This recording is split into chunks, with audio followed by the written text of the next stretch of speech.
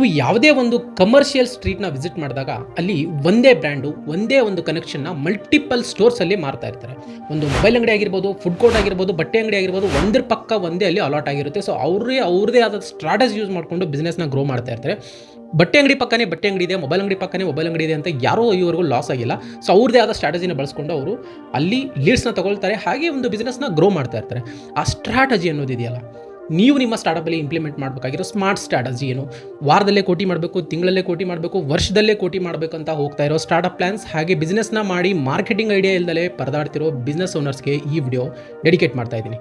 So for the first, marketing ಅನಾಲಿಸಿಸ್ನ ಮಾಡೋದು ಕಲ್ತ್ಕೊಳ್ಳಿ. ಪ್ರಿಯೋರ್ ಆಗಿ ಅದ್ರ ಬಗ್ಗೆ ನಾಲೆಜ್ ಇರಬೇಕು, ಮಾರ್ಕೆಟಿಂಗ್ ಟ್ರೆಂಡ್ಸ್ನ ತಿಳ್ಕೋಬೇಕು, ಮಾರ್ಕೆಟಿಂಗ್ ಸ್ಟ್ರಾಟಜಿನ ತಿಳ್ಕೋಬೇಕು. ಸೊ ನೀವು ಮಾಡಬೇಕಾಗಿರೋ ಮಾರ್ಕೆಟಿಂಗ್ ಅನಾಲಿಸಿಸ್ನ ಎಲ್ಲಿಂದ ಹುಡುಕಬೇಕು, ಸೋಷಿಯಲ್ ಮೀಡಿಯಾ ಮಾರ್ಕೆಟಿಂಗ್ನ ಹೇಗೆ ಮಾಡೋದು, Google ads, Meta ads, digital marketing, ಇವೆಲ್ಲದ್ರ ಬಗ್ಗೆ ಸ್ವಲ್ಪ ಪ್ರಿಯೋರ್ ನಾಲೆಜ್ ಇಟ್ಕೊಂಡು ನೀವು ಬಿಸ್ನೆಸ್ ಕೇಳಿದ್ರೆ ನಿಮಗೆ ಸ್ವಲ್ಪ ಹೆಲ್ಪ್ ಆಗ್ಬೋದು ಅಂತ ಹೇಳ್ತೀನಿ.